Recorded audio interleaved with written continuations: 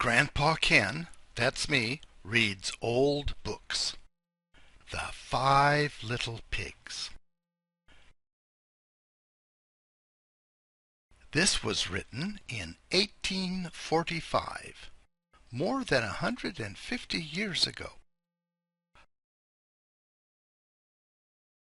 The story of the 5 Little Pigs.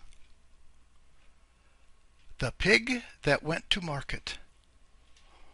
Once there was a family of 5 pigs that lived in a nice little house at the foot of a steep hill.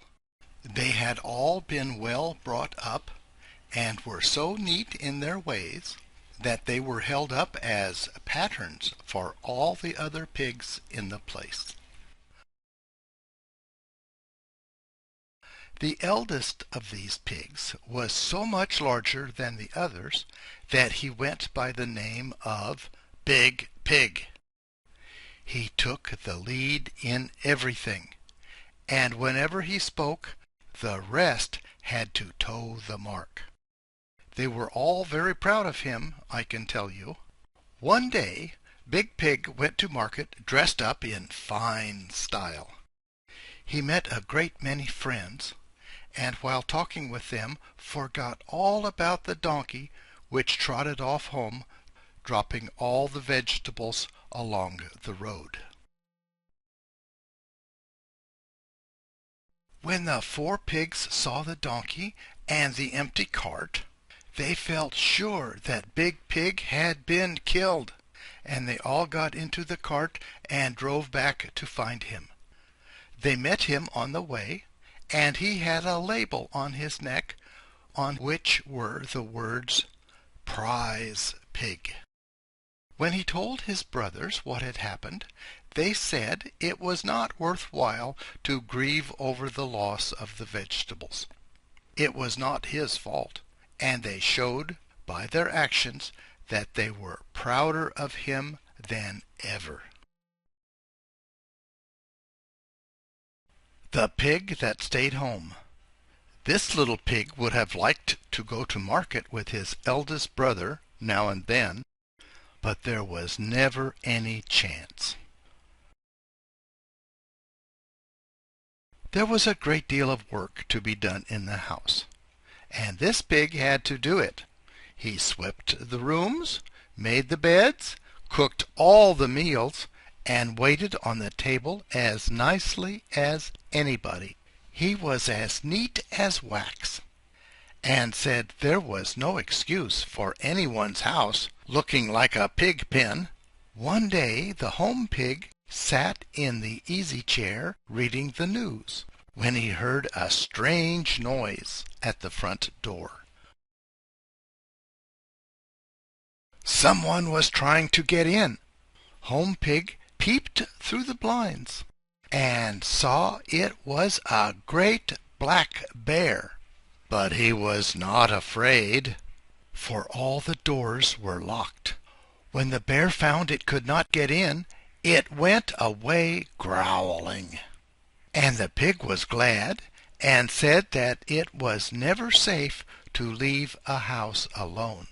There were always bare-faced thieves about, on the watch for a chance to steal something. Not long after this, the pig that stayed at home gave a tea party, to which all the friends, far and near, were invited. There was everything nice to eat, and music besides. One of the guests spoke a piece, and a little pig sang, "Home, Sweet Home," so beautifully that many were moved to tears.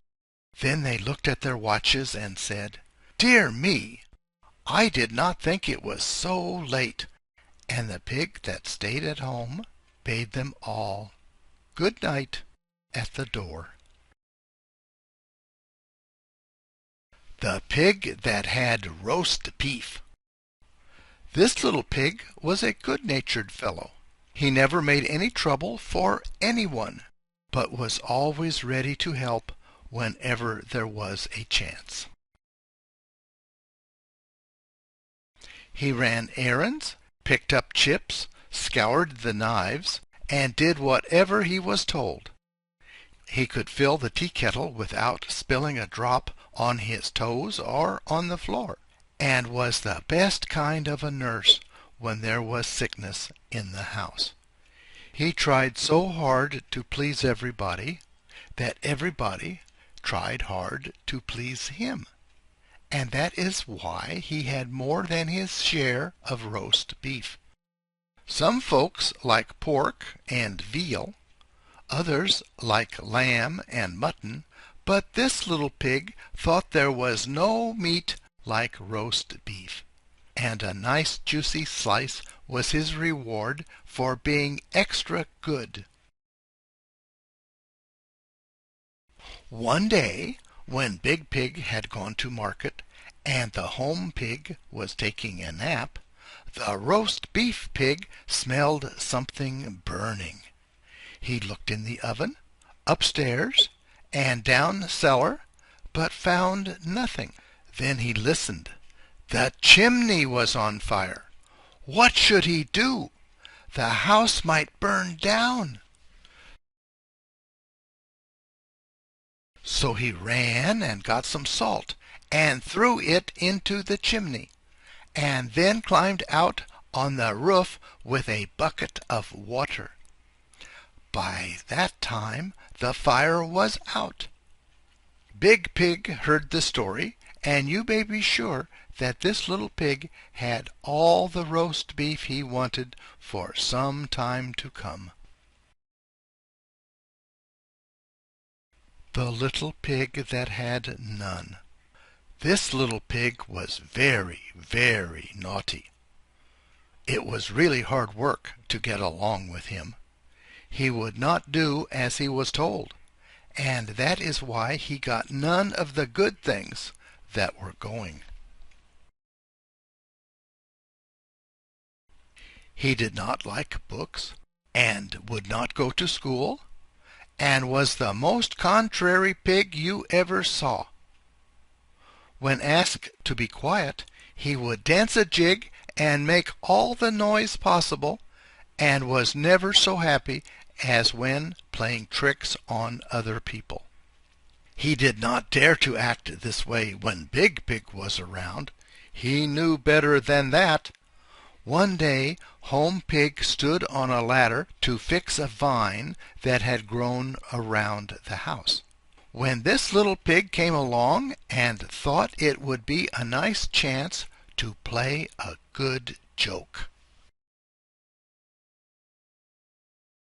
So he ran under the ladder and made it tip over, and the home pig might have broken his neck if it had not been for the roast beef pig, who came along just in the nick of time.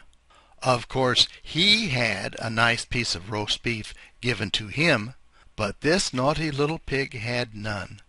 And when Big Pig came home that night, he whipped him severely and sent him to bed without his supper. The little pig that cried wee. The fifth little pig was a regular crybaby. He was always in tears. It cried in the morning because it didn't want to get up, and cried at night because it didn't want to go to bed. There seemed to be no way of pleasing it. One day Big Pig said he might go and play out of doors, but he was not to go near Farmer Growler's place, for there were bad boys there, and a big dog that hated the sight of a pig. But this little pig soon grew tired of playing around the dooryard, and went off toward Farmer Growler's to see for himself if what the big pig said was true. He was quite charmed with the place, and was admiring the beautiful flowers, when a pet monkey jumped on his back, and gave him such a fright that he nearly fainted. Then the boys came out with whips, and gave him the worst beating he ever had. As if that was not enough, they let the dog loose, and he joined in the chase, and the poor little pig barely escaped with its life.